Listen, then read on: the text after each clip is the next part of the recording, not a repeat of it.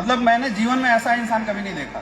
आप जीवन में कितना भी फ्रस्ट्रेशन में रहो, कितने भी आपके लाइफ में विकट कंडीशन सिचुएशन आ जाए, अगर गुरुजी ना मिले इनकी फोटो देख लेना, हमेशा मुस्कुराते हुए नजर आती है। आया ना? मैं हमेशा बोलता हूं कि शायद बिरले लोग ऐसे होते हैं, मुझे तो आज तक ऐसे नहीं मिले, जिनके सामने जाने से इंसान का फ्रस्ट्रेशन खत्म हो जाता। जब हम लोग, याद है कि जब छोटे लेवल पे थे तो कभी परेशान होते थे, तो एक दो बार मैं गलती से गुरुजी के पास पहुंच गया और मैं माइंड में लेके गया इतनी बड़ी समस्या, और वहां पास जाते जाते समस्या कब छोटी हो गई, मुंह से आवाज ही नहीं निकला कि कोई समस्या था। तो गुरुजी का पल पल हाथ रहा है गार्जियन के जैसा। गुरुदेव बहुत बहुत धन्यवाद, क्योंकि आपने जब भी हम गिरे आपने उठाने की कोशिश करी और सफल मार्ग दिशा निर्देश दिया, जिसकी वजह से आज हजारों लोगों की जिंदगी बदल रही है, लाखों लोग जिंदगी बदलने की राह पे आगे बढ़ रहे हैं। बहुत बहुत धन्यवाद गुरुदेव। और सबसे ज्यादा धन्यवाद उस इंसान का, शायद अगर वो इंसान इस इंडस्ट्री में मुझे ना मिले होते तो मैं बीच में ही इस इंडस्ट्री को छोड़ के कहीं जाने वाला था। जिन्होंने न सिर्फ एक मेंटर के जैसा बल्कि एक बड़े भाई जैसा पल पल गाइड किया, जहां जरूरत पड़ी एडवाइस हमें किया। और मैं तो एक चीज शुरू से जानता हूं, और मेरे अंदर ये शुरू से ही कॉन्फिडेंस है कि अगर गुरुदेव शिव कुमार सर का हाथ हमारे साथ है तो दुनिया की कोई ताकत हरा नहीं सकता हमें। थैंक यू गुरुदेव, आप हमारे कॉन्फिडेंस हैं, आप हमारे लिए वो प्राउड हैं कि आपका हाथ अगर सर पे बना रहता है, आप दिखो ना दिखो, बस एहसास होता है तो अपन तो झंडा गाड़ देंगे पूरे हिंदुस्तान के अंदर। बहुत बहुत धन्यवाद गुरुदेव। दोस्तों, माई सेल्फ अमित दुबे, और मैं बेसिकली बिलोंग करता हूं झारखंड से। झारखंड का एक छोटा सा गांव, पलामू डिस्ट्रिक्ट के अंदर बसना गांव है, मैं वहीं से बिलोंग करता हूं। जब आज से 10 साल 11 साल पीछे जाके देखते हैं तो ये सफर बड़ा ही अजीब था। आज मैं बड़ा भावुक हूं इस भीड़ को देख के, इस मोमेंट को देखते। जब हम एंट्री कर रहे थे तो मैं ये महसूस कर रहा था कि क्या सोच के शुरुआत करी थी। ये जितने भी फ्रंट लाइन के लीडर्स बैठे हुए हैं, ये लोग जानते हैं कि क्या कंडीशन थी, क्या सिचुएशन थी। मेरा जन्म गांव में हुआ, पिताजी एक किसान थे, घर की इनकम बहुत अच्छी नहीं थी। तो पिताजी बचपन से ही बोलते थे कि बेटा तू बड़ा लड़का है, तेरे ऊपर सबसे ज्यादा जिम्मेवारी है। अब मैं तो परिवार के उलझनों में उलझ के कोई बहुत बड़ा नहीं कर पाया, लेकिन तुझे कुछ बड़ा करना है। अब पिताजी को भी नहीं पता था क्या बड़ा करना है, मुझे भी नहीं पता था। तो मैंने बचपन में ही पूछा कि बड़ा कैसे होता है। तो पिताजी ने बोला बेटा अगर पढ़ने में तू अच्छा निकल जाए तो शायद जीवन में कुछ बड़ा हो सकता है। और ये बात मैं फर्स्ट क्लास में शायद था उस समय, मेरे दिमाग में घर कर गई। और मैंने दिमाग में ठान लिया कि मुझे अगर इस नर्क भरी लाइफ से, गरीबी भरी लाइफ से बाहर निकलना है तो पढ़ाई बहुत अच्छी करनी पड़ेगी।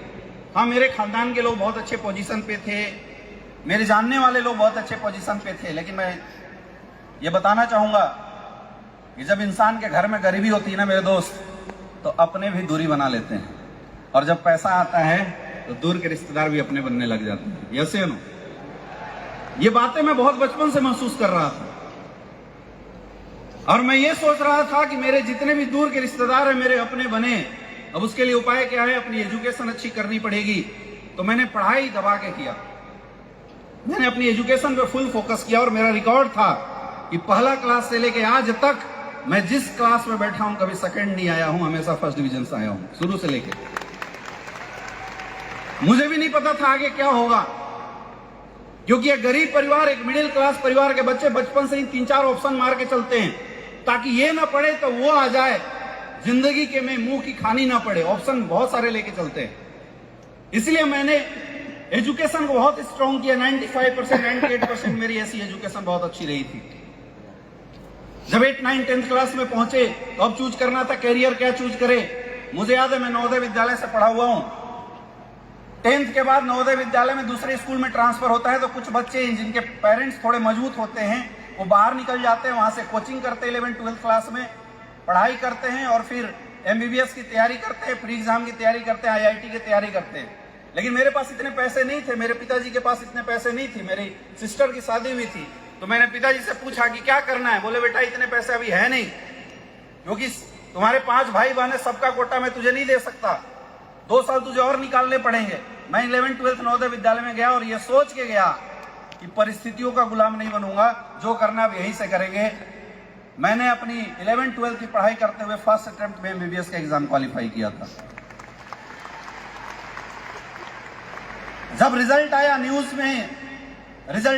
में, पेपर्स में निकले, क्योंकि उस दौर में 2011 की बात कर रहा हूं, 2011-12 में MBBS में सिलेक्शन हो जाना बहुत बड़ी बात होती थी।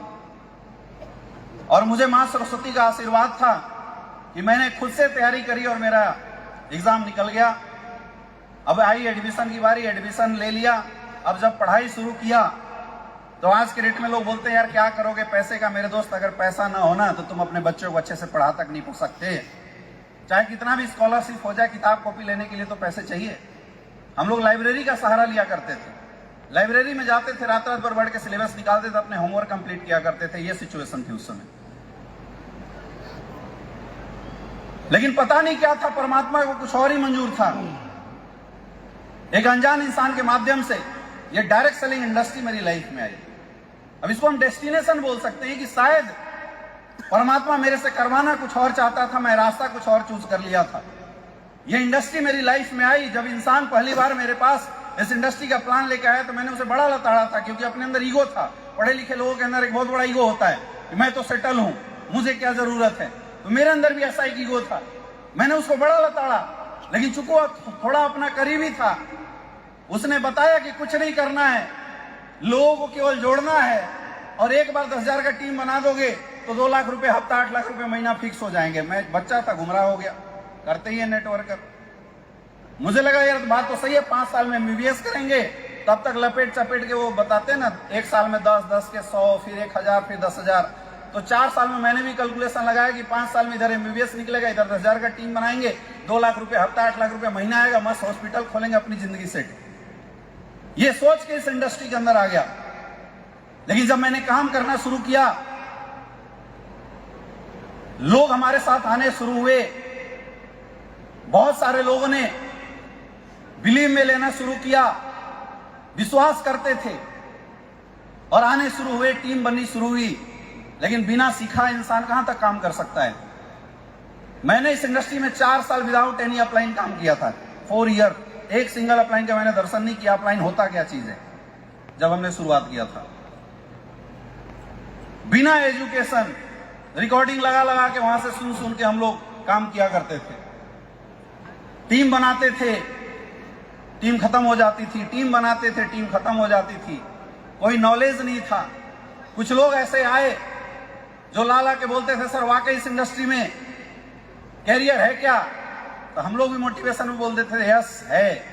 और मैंने देखा कि बहुत सारे ऐसे लोग जैसे ज्ञानेंद्र शर्मा जी हैं, मिस्टर आदित्य सर हैं, OP साहब हैं, ये वो लोग थे जिन्होंने मेरे पे भरोसे करके, अविनाश गुप्ता जी, पढ़ाई छोड़ दिया, कोई जॉब छोड़ दिया। OP साहब से मैं मिला था रात को 12-1 बजे, हमने प्लान किया था और OP साहब ने बोला कि सर क्या इसमें कैरियर है। मैंने बोला हाँ सर कैरियर है। बोला कैरियर है तो फिर हम गार्ड की नौकरी क्यों करें, लेफ्टिनेंट से रिटायर है, चलो छोड़ देते हैं।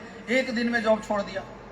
ऐसे बहुत सारे लोग आने लगे जो अपनी नौकरी छोड़ के, अपनी पढ़ाई छोड़ के हमारे साथ फुल टाइम काम करने के लिए तैयार होने लगे। और उस समय मैं उधेड़ में था कि मैं क्या करूं।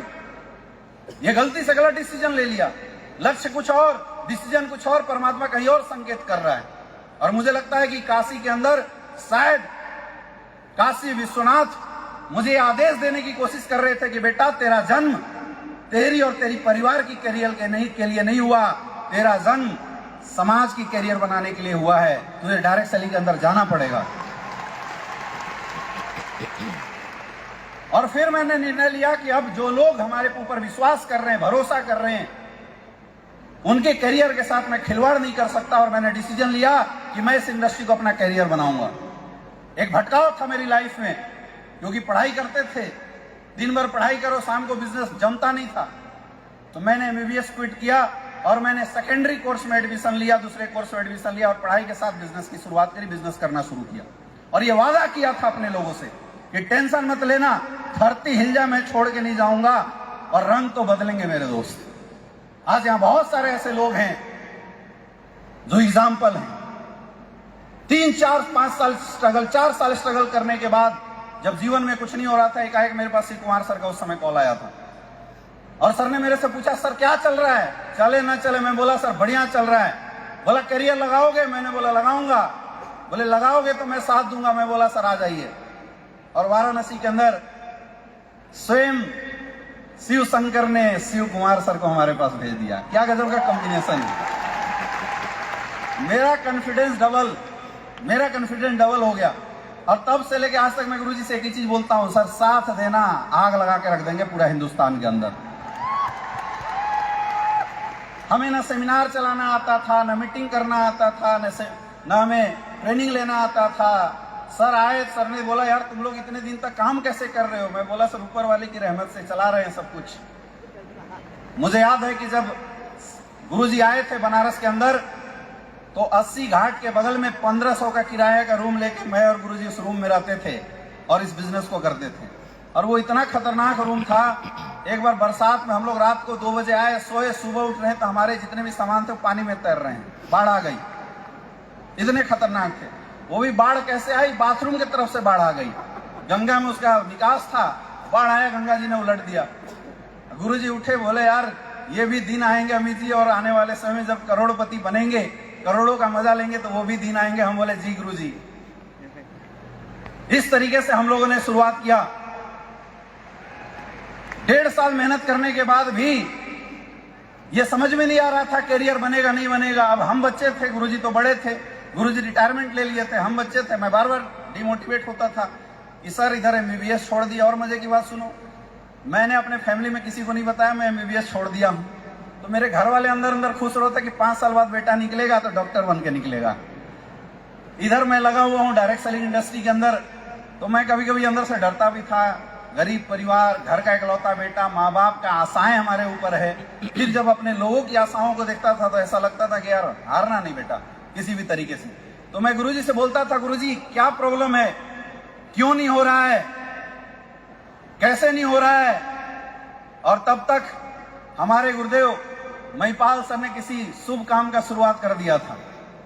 अब जनरली ऐसा होता है कि जब राक्षस अंदर बैठा हो ना तो कोई अपलाइन सही समझाने की कोशिश करे तो दिमाग उल्टा चलता है। गुरुजी हमें फोन करते तो मैं शिव कुमार सर को बता देता, गुरुजी महिपाल सर का कॉल आया है। तो गुरुजी बोलते मत उठाना कॉल अभी सर का, हम बताएंगे तब बात करना। तो मैं ऐसी कॉल ब्लॉक कर देता, कभी झूठ बोल देता, यहाँ हूं कभी वहां हूं। लेकिन ऐसा बोलते हैं ना, जिस दिन तुम्हारे मेहनत का कोटा पूरा हो गया मेरे दोस्त, परमात्मा खुद साक्षात खड़ा होके तुम्हारे यहाँ पे तुम्हें ये गाइड करेगा और तुम्हें बताएगा तुझे क्या करना चाहिए। हम लोगों को सद्बुद्धि आई और हमने डिसाइड किया कि आज हिंदुस्तान में 1-2 नहीं, लाखों नेटवर्कर, लाखों डायरेक्ट सेलर सिर्फ इसलिए रोड पे घूम रहे हैं मेहनत करने के बावजूद भी, क्योंकि ये स्ट्रगल सिर्फ अमित दुबे की नहीं है। आज मुझे पता है कि पूरे हिंदुस्तान के अंदर लाखों डायरेक्ट सेलर ऐसे हैं जो एक अच्छे प्लेटफॉर्म ना मिलने की वजह से आज भी स्ट्रगल कर रहे हैं।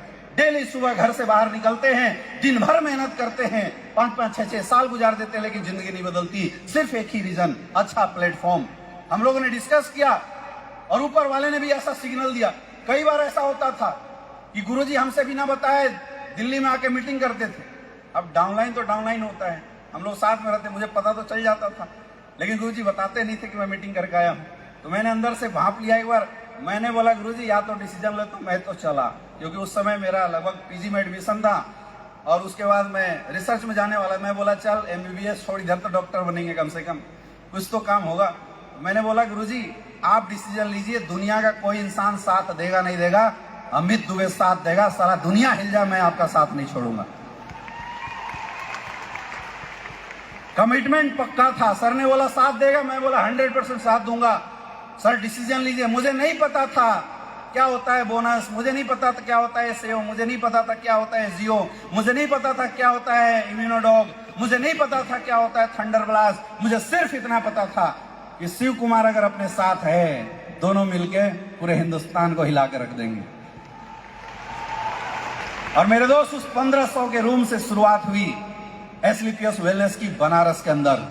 हम लोग दोनों लोग महादेव के पास जाते हैं, जल चढ़ा के और आशीर्वाद लेते हैं और सिर्फ एक ही चीज बोलते हैं कि हे विधाता, इस बार एक अच्छा प्लेटफॉर्म है, नियत अच्छी है, प्लेटफॉर्म अच्छा है, इतनी ताकत देना कि अपने लोग जिनको हमने सपने दिखाए उनके सपनों को पूरा कर सकें। और मेरे दोस्त, फिर हम लोगों ने काम की शुरुआत करी। उस समय, आज जो आप सफर देख रहे हैं, 5-5 करोड़ का चेक, 2.5 करोड़ का चेक, लेकिन जब हम लोगों ने शुरुआत किया था तो एसलीपीएस वेलनेस में ऐसा अचीवमेंट नहीं था। एसलीपीएस वेलनेस में टॉप अचीवमेंट गुरुदेव महिपाल सर का था और वो टोटल अचीवमेंट 25 लाख रुपए का था। तो आप सोच सकते हो, उस समय चीजों के होने पे भरोसा नहीं था, चीज होगी इस बात पे भरोसा था, अपलाइन पे भरोसा था, प्रोडक्ट पे भरोसा था, कंपनी पे भरोसा, और सबसे पहली चीज, सबसे इंपॉर्टेंट चीज, कंपनी बनाने वाले पे भरोसा था। मुझे याद है कि 2 महीना बाद मेरा 1 लाख चालू हो गया। कई लोग होता है 1 लाख चल जाए, मेरा 1 लाख चालू हो गया, बोनस चालू हो गया, मेरे इंसेंटिव में कोई नहीं। मैंने बोला यार आसमान से गिरा खजूर पे अटका, दोबारा आया फिर वही हाल। लेकिन सर ने बोला विश्वास है ना? मैंने बोला हाँ विश्वास तो है। बोला फिर क्यों टेंशन ले रहा है, जिंदगी निकल गया क्या? मैंने बोला कोई दिक्कत नहीं है सर। मैं बड़ा परेशान था, इधर MBBS छोड़ दिया, इधर पढ़ाई दाव पे लगा दिया, इधर डायरेक्ट सेलिंग में कुछ हो नहीं रहा है। और ऐसे समय पे जब मैं बड़ा फ्रस्ट्रेशन में था, मेरी मुलाकात महिपाल सर ने गुरुदेव संजीव सर से मुझे मिलवाया और वो आधा घंटा का सेशन, मैं बोलता हूं मेरी जिंदगी का टर्निंग पॉइंट है।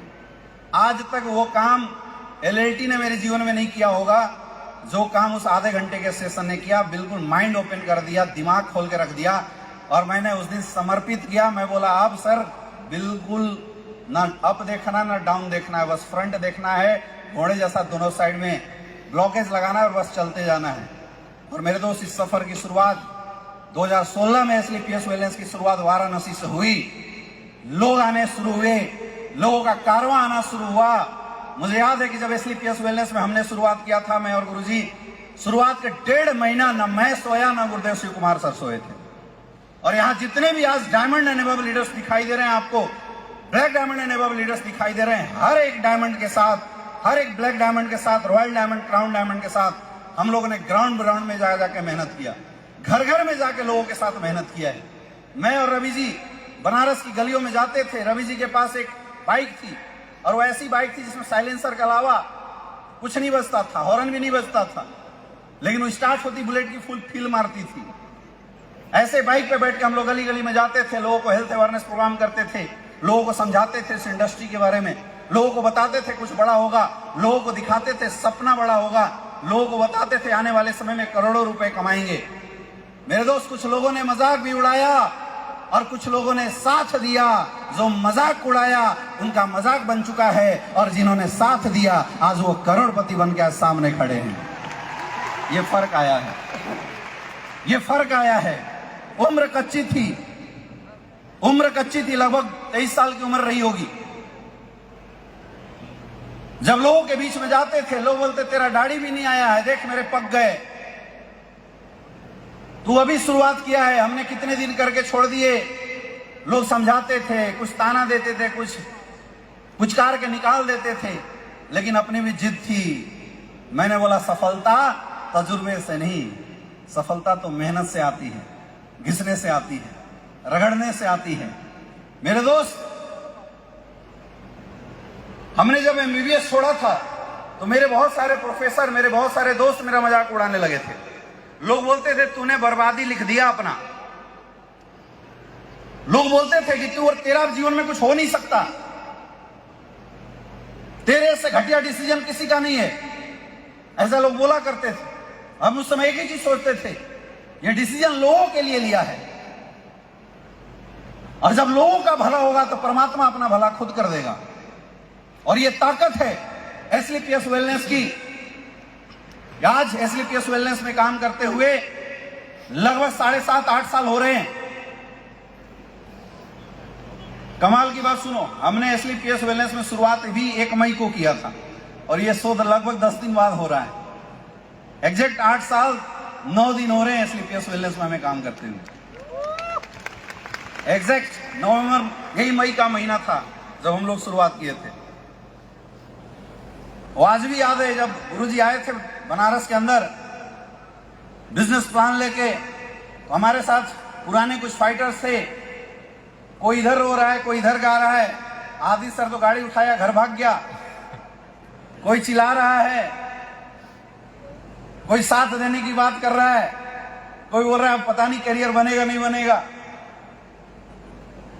लेकिन आज बताते हुए खुशी होती है कि जिस बिजनेस की शुरुआत हमने और गुरुजी ने 8 साल पहले अकेले किया था मेरे दोस्त, आज स्टेज पे आपने 100 डायमंड को रिकॉग्नाइज होते हुए देखा हुआ, 100 डायमंड।